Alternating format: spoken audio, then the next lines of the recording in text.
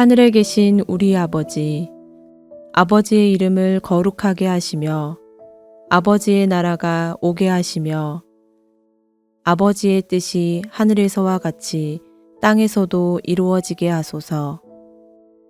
오늘 우리에게 일용할 양식을 주시고 우리가 우리에게 잘못한 사람을 용서하여 준 것 같이 우리 죄를 용서하여 주시고 우리를 시험에 빠지지 않게 하시고 악에서 구하소서.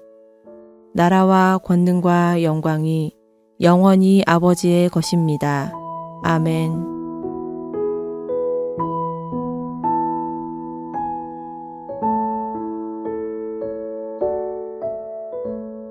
요셉 자손이 여호수아에게 말하여 이르되 여호와께서 지금까지 내게 복을 주심으로 내가 큰 민족이 되었거늘 당신이 나의 기업을 위하여 한 제비 한 분깃으로만 내게 주심은 어찌함이니까 하니 여호수아가 그들에게 이르되 네가 큰 민족이 되므로 에브라임 산지가 네게 너무 좁을진대 브리스 족속과 르바임 족속의 땅 삼림에 올라가서 스스로 개척하라 하니라.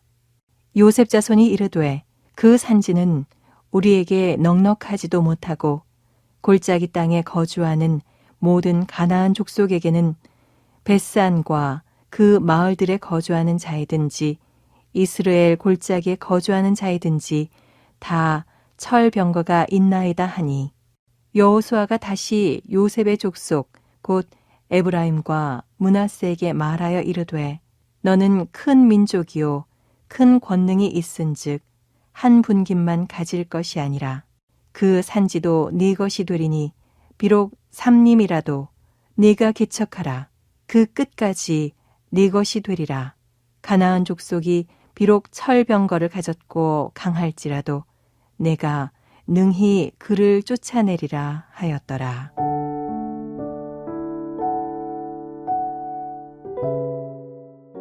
미국의 종합경제지 포춘에 따르면 세계 500대 기업들의 수명이 평균 40년에 불과하다고 합니다.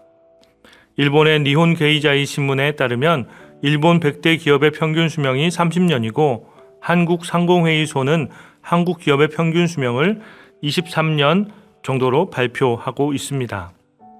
그러므로 1950년대 시작한 한국의 주요 기업 가운데에 아직까지 살아남아 있는 것은 삼성과 LG 뿐입니다. 이와 같은 결과가 보여주는 것이 무엇입니까? 아무리 잘 나가는 기업도 영원하지 않다는 것입니다. 언제든지 혁신을 멈추면 쇠퇴하여 그 수명이 다한다는 것이지요. 여러분, 우리 신앙도 마찬가지입니다. 한때의 성취와 은혜가 우리 평생을 보장하지 않습니다. 받은 은혜를 가지고 더 큰 하나님의 역사를 이루기 위해서는 늘 순종과 개척이 필요합니다. 바울도 고백하지 않습니까? 나는 날마다 죽는다고 말입니다. 여러분, 이게 무슨 말입니까? 우리는 날마다 죄를 지고 살아가는 나약한 존재입니다.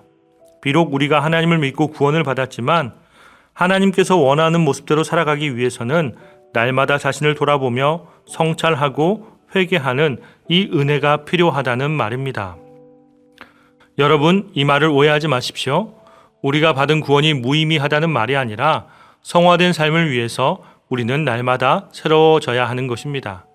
그렇지 않으면 오늘 본문에 나오는 요셉의 자손들처럼 불평불만이 넘쳐나게 되어 있습니다. 14절입니다. 요셉 자손이 여호수아에게 말하여 이르되 여호와께서 지금까지 내게 복을 주심으로 내가 큰 민족이 되었거늘 당신이 나의 기업을 위하여 한 제비 한 분깃으로만 내게 주심은 어찌함이니까 하니. 여러분, 이 말씀은 요셉의 자손, 즉 에브라임 지파와 므낫세 지파가 자신들이 받은 땅이 좁다며 불평하고 있는 장면입니다. 여호수아여, 우리 자손은 이렇게 사람이 많은데 왜 우리는 제비 뽑기를 한 번만 합니까? 이는 형평성에 맞지 않습니다. 라고 주장하고 있는 것입니다. 여러분, 표면적으로는 그들의 주장이 타당한 것처럼 보입니다. 왜입니까? 에브라임은 32,500명, 또 므낫세는 52,700명 정도로 결코 적은 숫자가 아니었기 때문입니다.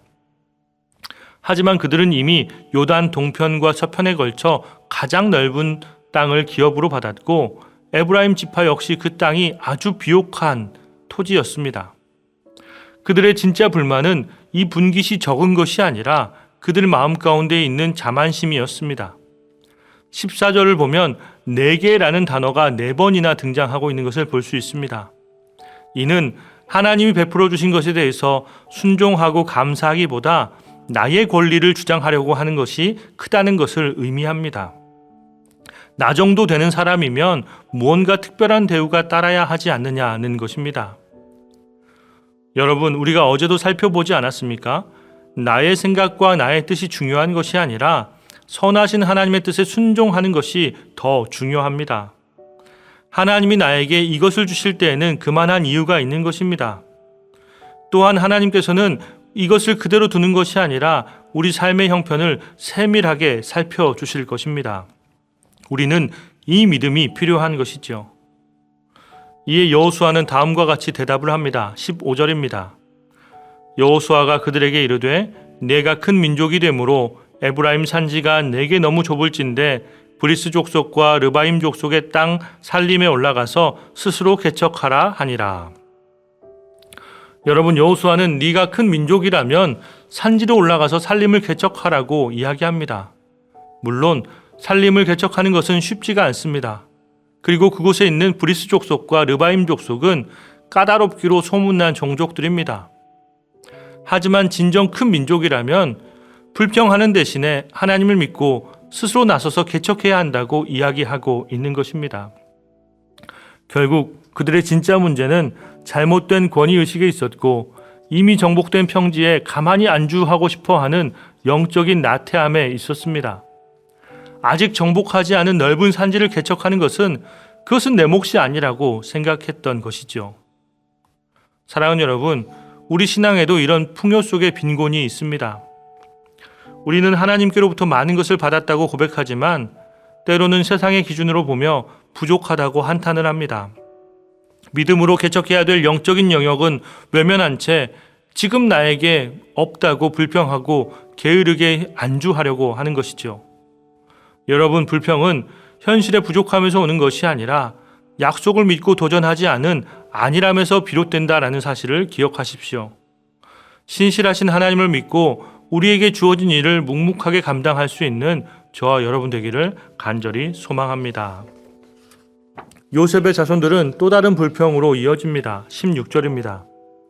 요셉 자손이 이르되 그 산지는 우리에게 넉넉하지도 못하고 골짜기 땅에 거주하는 모든 가나안 족속에게는 베스안과 그 마을들에 거주하는 자이든지 이스라엘 골짜기에 거주하는 자이든지 다 철병거가 있나이다 하니.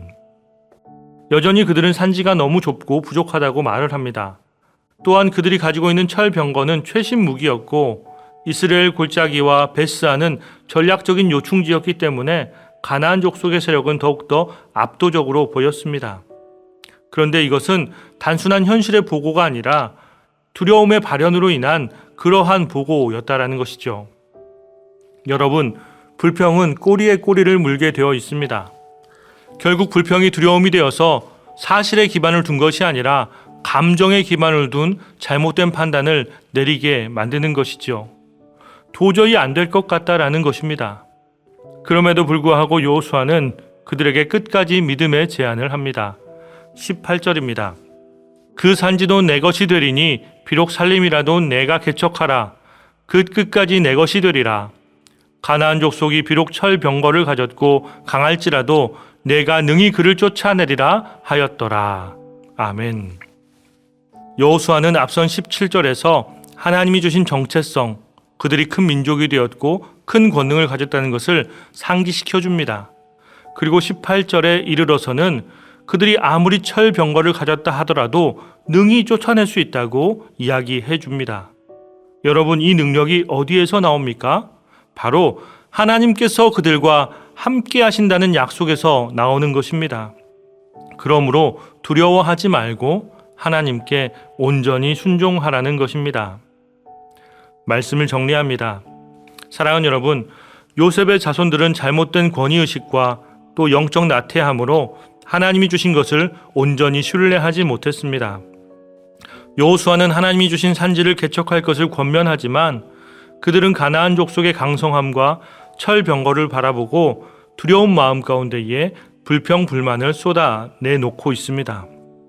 사랑하는 여러분, 믿음의 눈으로 바라보면 이 산지는 기회이지만 인간의 눈으로 바라보면 철병거가 있는 두려움의 대상일 뿐입니다. 하지만 우리가 하나님의 약속을 믿고 순종하면 반드시 승리할 수 있습니다. 불평은 은혜를 가로막고 자만은 은혜를 잊게 만듭니다. 두려움은 하나님의 비전을 가리지만 믿음의 순종은 불가능을 가능케 만듭니다. 우리는 과거의 모습이 아니라 오늘의 순종과 또 내일의 개척이 미래를 결정한다는 사실을 기억해야 할 것입니다. 그러므로 너는 큰 민족이요 큰 권능이라 네가 능히 그들을 쫓아낼 것이다 라는 이 하나님의 약속을 믿고 담대히 나아가는 귀한 한날이 되기를 소망합니다. 기도하겠습니다. 전능하신 하나님, 저의 삶이 요셉 자손처럼 불평과 안일함에 머무르지 않게 하여 주옵소서. 이미 받은 큰 복과 권능을 기억하게 하시고 눈앞의 어려움을 핑계 삼아 스스로 좁은 곳에 가두지 않도록 저희의 마음을 깨워 주옵소서. 주님, 어려움의 땅 산지가 믿음의 눈으로 바라볼 때에는 기회가 됨을 믿습니다. 우리가 힘들다고 포기했던 영역, 두렵다고 외면했던 이 사명의 자리를 향해서 용기 내어 나아가게 하여 주옵소서. 저희를 낙심하게 만드는 철병거와 같은 현실들을 주님의 능력으로 극복해 나가게 하여 주옵소서.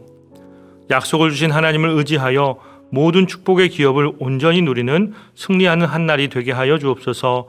예수님의 이름으로 기도하옵나이다. 아멘. 계속해서 각자의 기도 제목을 가지고 나아가시기 바랍니다.